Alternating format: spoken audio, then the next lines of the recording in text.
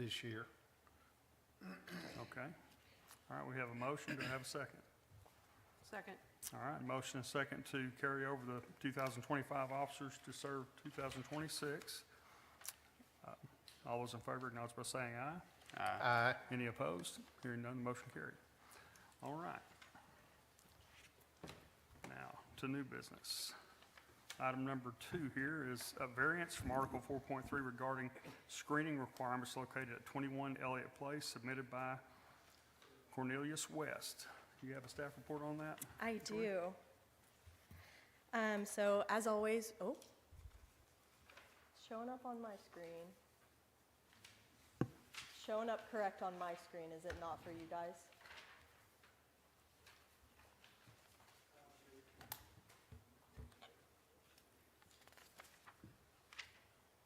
Yeah, that's not what we have. Mine's my report.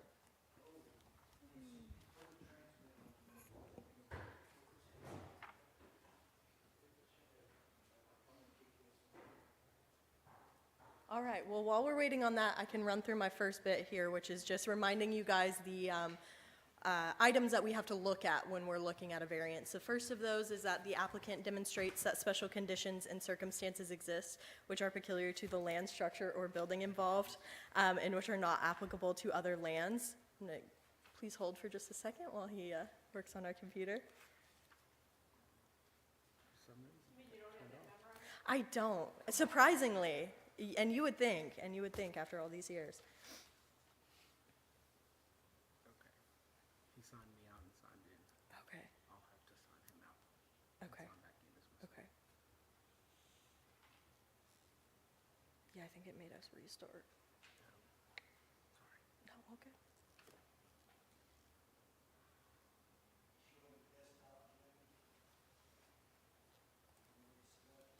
This will make us have a long meeting. Yeah, no joke.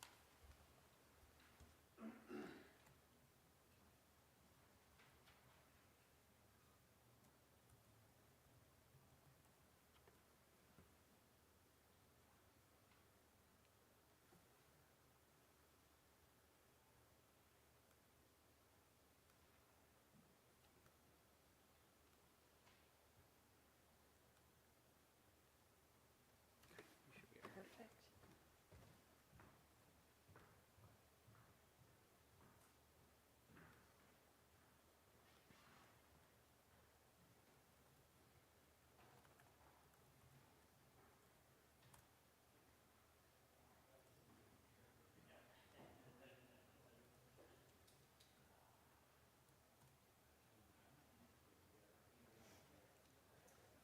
Give me two-step verify. Yes, yeah. All right.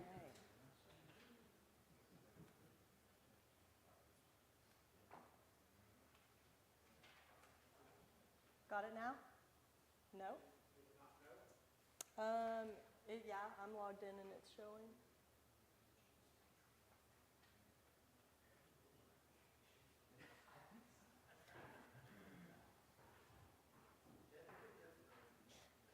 Yeah, I apologize for the technical difficulties. Appreciate everyone's patience.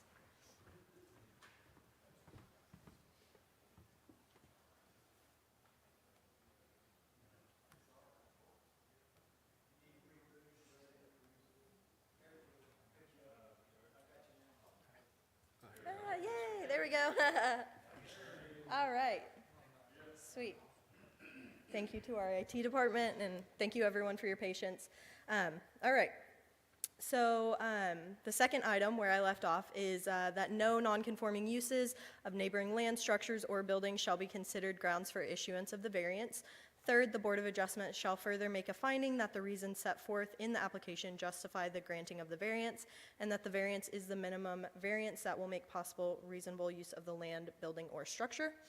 The Board of Adjustment shall further make a finding that the granting of the variance will be in harmony with the purpose and intent of the zoning code. Fifth, the granting of any variance the Board of Adjustment may prescribe appropriate conditions and safeguards in conformity with the zoning code.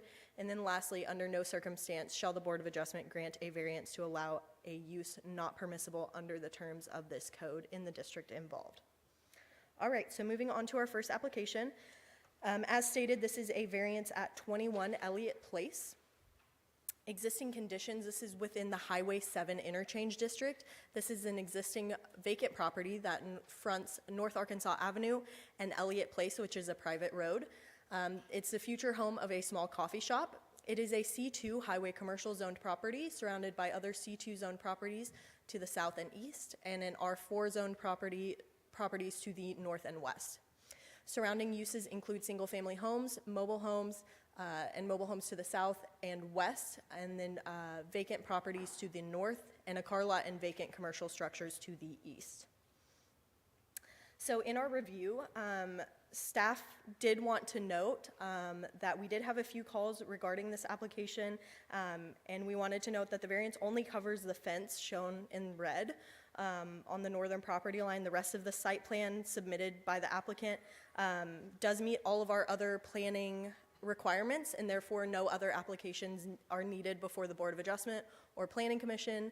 A few comments that we got were specifically regarding the driveway location, and staff would like to reiterate that this is not what is being discussed tonight. We're just discussing the fencing, and the driveway location will receive approval from both the city engineer and RDOT prior to construction. So jumping into the application, it is to allow the applicant not to build a portion of fencing to screen their commercial use / zone from the adjacent residential use zone to the north. The applicant is proposing to screen the portion of their property that abuts the residential uses to the west, which is shown kind of in the black squiggly on their site plan. Article 4.3 of the Russellville zoning code states whenever a commercial or industrial use or zone abuts a residential use or zone, a physical barrier shall be required that is 6 feet in height and may consist of wood, masonry, or masonry fencing, rock or brick walls, berms, or a combination of these methods. The applicant is requesting to not build that portion of the site obscuring fence along the R4 zone to the north. The applicant has cited several reasons for this, including the existing buffer of trees along the northern property line, the loss of street view of their business, and a large portion of the adjacent property being in the floodplain. So upon the site visit, staff did note that the trees along the property line didn't necessarily visually screen that residentially zoned property to the north during the winter. I'm sure during the summer months they do a better job. And while again, they might provide that screening during the warmer months, it's the intent that the screening be year-round. So staff does believe the intent of the screening could be met by the planting of additional trees and shrubs along that property line. Regarding the latter two special conditions cited by the applicant, although loss of visibility may be a valid concern for the applicant, unfortunately that's not something that staff can consider. And then while there is floodplain on the property, there's a decent portion that does lay outside of that floodplain, and the portion that is within the floodplain could theoretically be developed with floodplain development permits. But staff has noted that the special condition does exist due to the layout of the property. So on my map a few slides ago, you'll see that their property actually includes that Elliott Place, which is a private road there. And so although they are not developing the piece of property to the north, it does still trigger those screening requirements. So staff does believe that this piece of land is unique in this regard and believes that with the addition of the extra landscaping to the north, Elliott Place kind of serves as a sort of buffer by just existing as a road there. Staff will note that if the portion to the north is ever developed, at that time the applicant would be expected to meet those screening requirements. Staff is recommending that the applicant plant 1 large tree or 2 small trees and a grouping of 5 shrubs between the trees labeled 20-inch oak and 16-inch walnut on the site plan, and 1 large tree or 2 small trees to the west of the existing vegetation to assist in the screening between the 2 zones. Additionally, staff is recommending the condition that if the trees are removed either by the applicant or by an act of nature, the applicant shall meet the screening requirements at that time. And lastly, if the portion of the property to the north of Elliott Place is ever developed, at that time the applicant would be expected to meet the screening requirements. So with all of that said, it is staff's recommendation that the Board of Adjustment approve this variance request with the following conditions. The applicant shall plant 1 large tree or 2 small trees and a grouping of 5 shrubs between the trees labeled 20-inch oak and 16-inch walnut on the site plan, and 1 large tree or 2 small trees to the west. If the trees are removed, the applicant shall meet the screening requirements, and then if any portion of the property to the north of Elliott Place is ever developed, at that time the applicant would be expected to meet the screening requirements. This is all based on the findings that the applicant has demonstrated that special conditions exist and the applicant has met all other variance requirements. And with that, are there any questions for staff? That trailer at the back of the property doesn't belong to that property then? That's a separate residential area? Pardon? Behind, I guess, Behind to the there. west? Yeah. Yes, so they are screening that portion to the west. It does not belong to the property owner.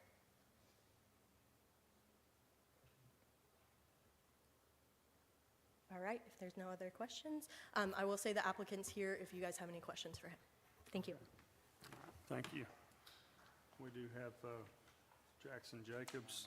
Is that for the, is it? You sure?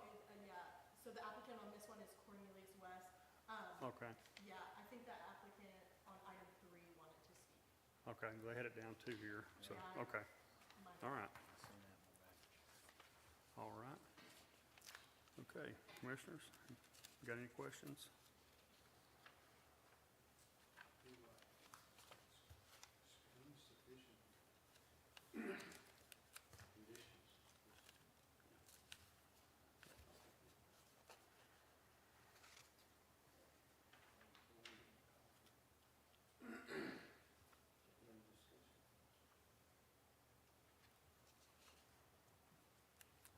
Is there anybody that wanted to comment on this application before action is taken?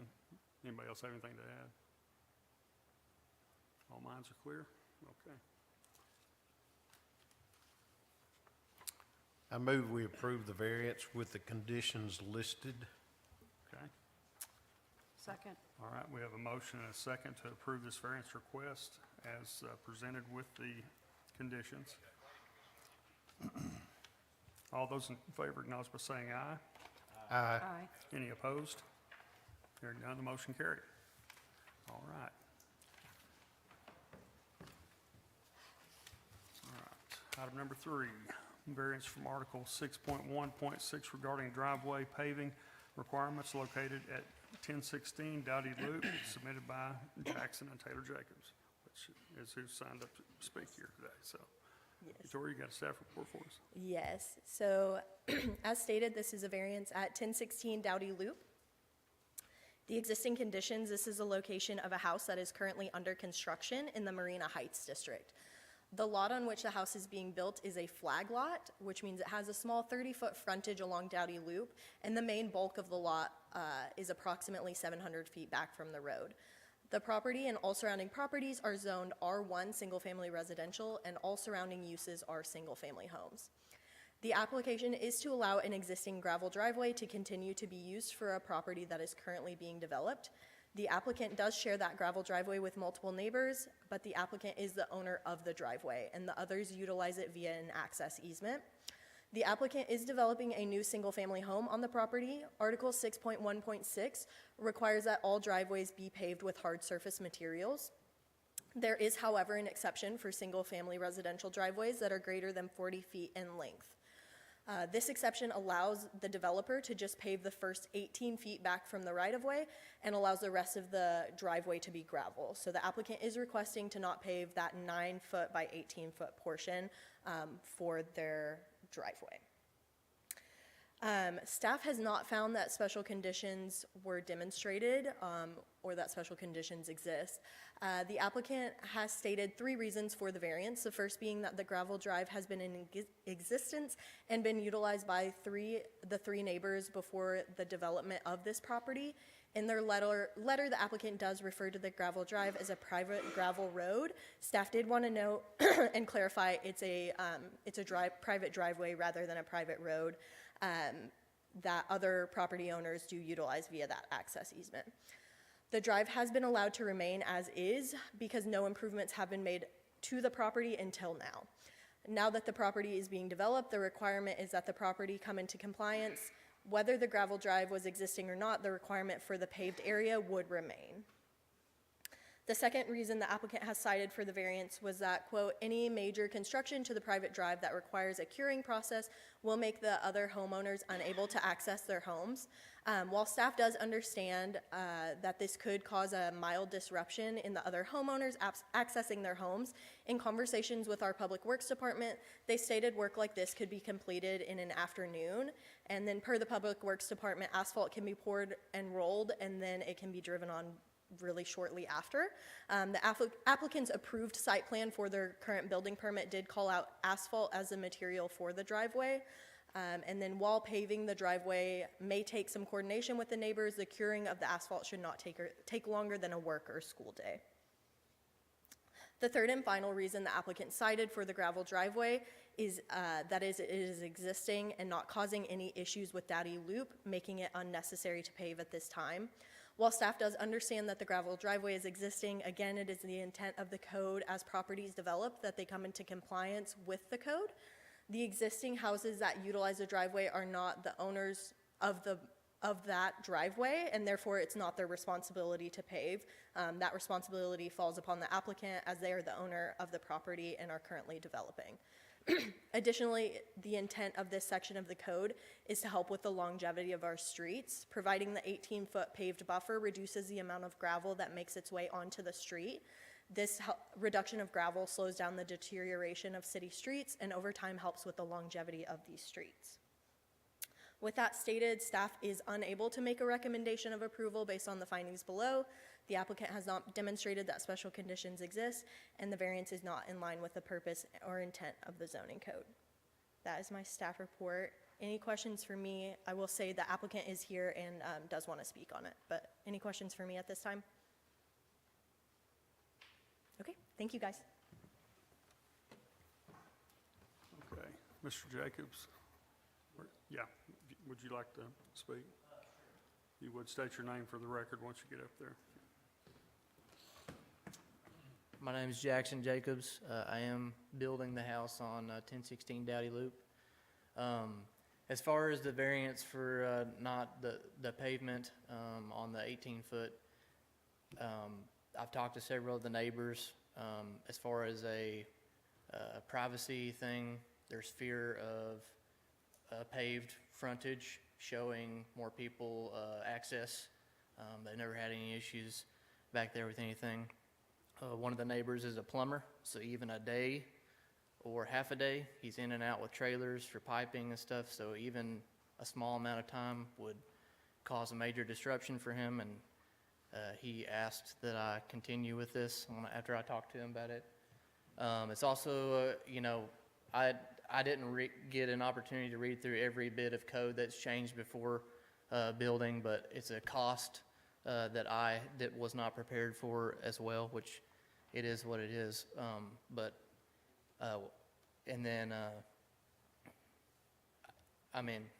That's about what I have. The driveway is already existing just because I'm not understanding why just because something's going up on the property that the driveway is considered a new driveway. And I was planning already for a little bit of money to just make it a little nicer, but I wasn't planning on thousands of dollars. I was planning on a couple $100 to redo the drainage pipe and add some fresh gravel and a gravel stop versus pavement, but that's all I have to say. Okay, all right, thank you. Thank you.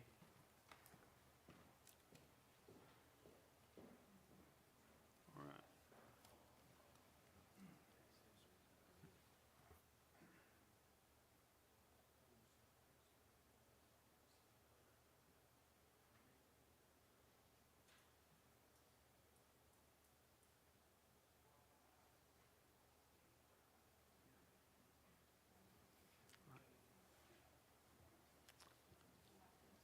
All right, Commissioners, what's your pleasure?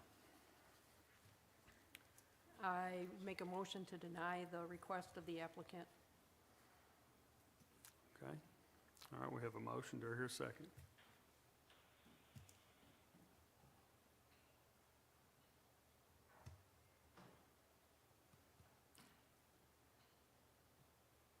No second? Second. All right, we have a motion and a second to deny this request at the recommendation of the city. All those in favor acknowledge by saying aye. Aye. All those opposed? No. No. Okay. I'll need to vote, yeah, and I'm gonna vote no also. So.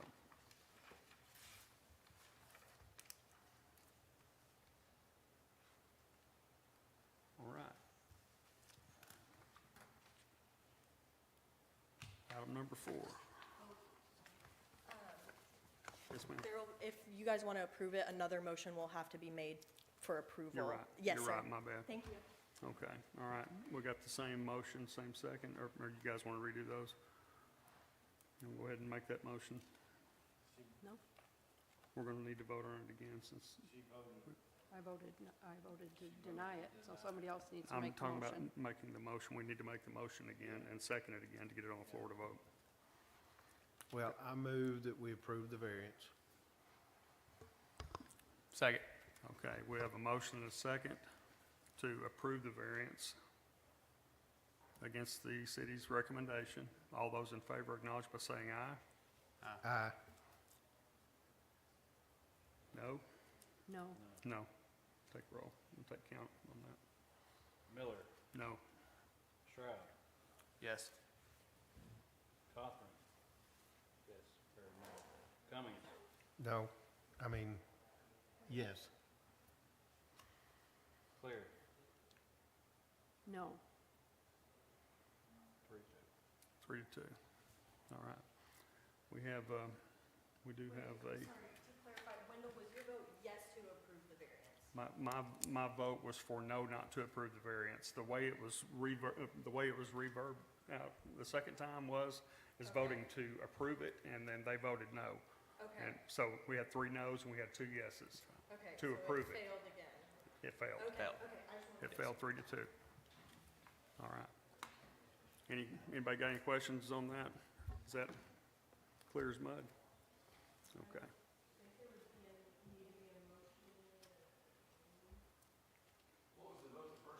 The first time, the motion that was made the first time was to not approve it, and then we had 3-2, and then when we took the motion back and re-voted on it again, the motion was made to approve it.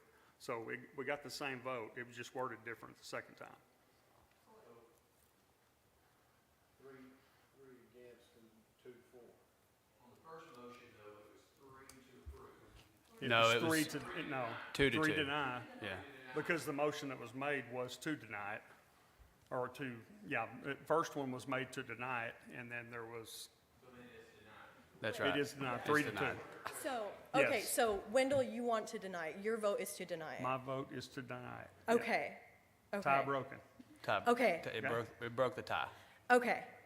We had I 2, think- we had 2 of them vote against, we had 2 vote for. I think just to follow Robert's rules, Ms. Clear, if you would make your motion again, Cawthorn would have to second, and then you would have to vote in affirmative with that What you motion. did the first time. Wendell. Okay. Yes. Your motion was to. Make a not- motion to deny the applicant's request. Okay, we have a motion and a second to deny the request. All those in favor, acknowledge by saying aye. Aye. Aye. Any against? Noes? No. No. 2 noes. Okay. Go ahead and take roll again, or take count again. Miller. No. Stroud. Yes. Cummings. Wait, No. We're voting to deny. Nope. So I vote against that. Okay. Clear. yes. I think I messed that up. So in that case, Wendell, you would have to be a yes if you were against. If I'm, yes. Yes, okay, perfect. We have 3 against, yes. Okay, Yes, perfect. yes. All right. And we've got that I know, documented it's a on little- paper here too, A so. little wonky, so, okay, appreciate you guys, thank you. Anybody need a Band-Aid? Okay, all right. All right, item number 4. We have a variance from Article 5.10 regarding Landscaping located at 120 SR 331, submitted by Barrett and Associates on behalf of KJ Development LLC. Gavin, you got a staff report for us on that? Yes, sir, we do. Like you said, this is a variance at 120 State Route 133. This is within the East Main Commercial District. It is currently a part of the larger Valley Park Center parking lot on the east side of the property in between PDQ gas station and PetSmart. This area is currently zoned C2 highway commercial. Surrounding uses include the Valley Park Center retail shops located north, west, and south of the property, and further shopping facilities east of the property across State Route 331. Larger unrelated outparcel developments are anticipated to expand at Valley Park Center in the coming months.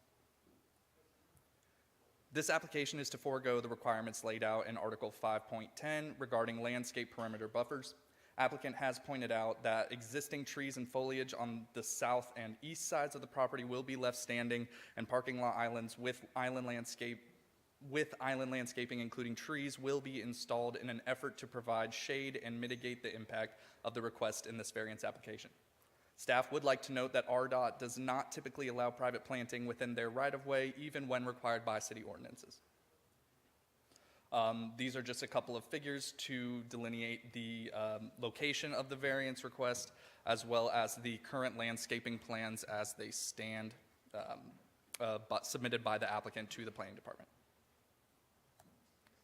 Staff has found that special conditions peculiar to this property do exist, and that the applicant has grounds for making this request to vary from Article 5.10. Due to the size of this outparcel development, attempting to meet the parking requirements of Article 6 and simultaneously meeting the landscape buffer requirements may pose an undue burden on the property owner. Applicant will preserve all existing plants on this parcel, as the location of the physical work is entirely impermeable asphalt surface with no existing landscaping. Additionally, parking islands will be installed with trees per the applicant's site plans.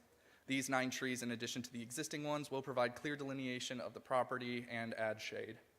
During a site visit, staff noted that existing shrubs were damaged due to the ongoing development process. Damaged shrubs should be replaced or otherwise restored. Therefore, it is staff's recommendation that the Board of Adjustment approve this variance request with the following condition: that the applicant replaces or otherwise restores shrubs damaged or removed during the development process. Based on the findings below, that the applicant has demonstrated that special conditions do exist, and the applicant has met all other variance requirements. Are there any further questions for staff?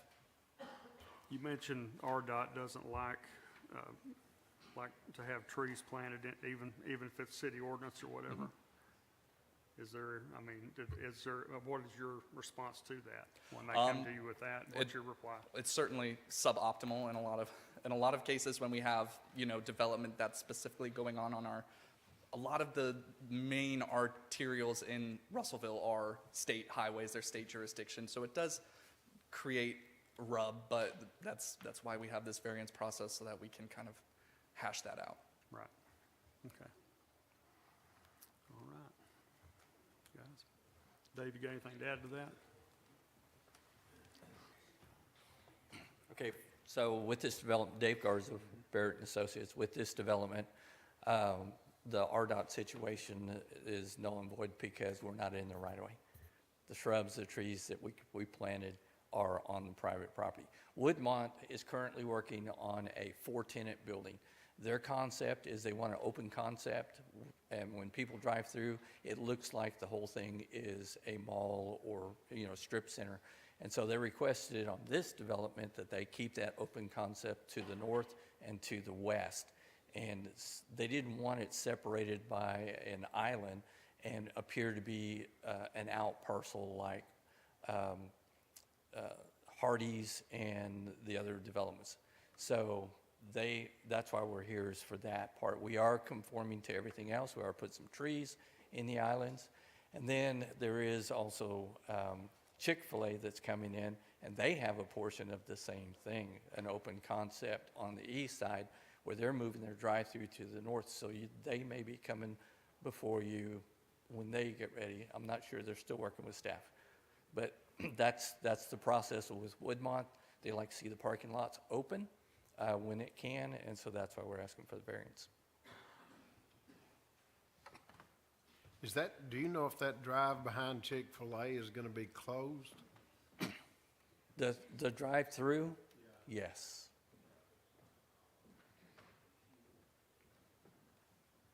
So is the front of this building going to face PetSmart? The actual front doors actually faces the parking lot, the big parking lot. So where are the other businesses going to be that would be in this little strip? So that's a standalone. That's nothing but cakes. So Okay. it's a standalone building. The front of the parking lot faces the inner parking. Yeah. The 4-tenant building is just north of Chick-fil-A, Okay, and it faces north to the main. So they're all facing into the main open area. And then Chick-fil-A's drive-through is not working. So they're going to come north and make a long drive-through, like some of their other stores, so they can accommodate the amount of traffic that they have. They have a lot of traffic. So that's their plan, and it's coming in the future. Yes, sir. You guys all have any questions for Gavin or for Mr. Garza? What is your pleasure? I'll make the motion to approve with the variance. Okay, we have a motion and a second to approve this variance as presented. All those in favor acknowledge by saying aye. Aye. Any opposed? Hearing none, motion carried. And if there's no other business, we are adjourned.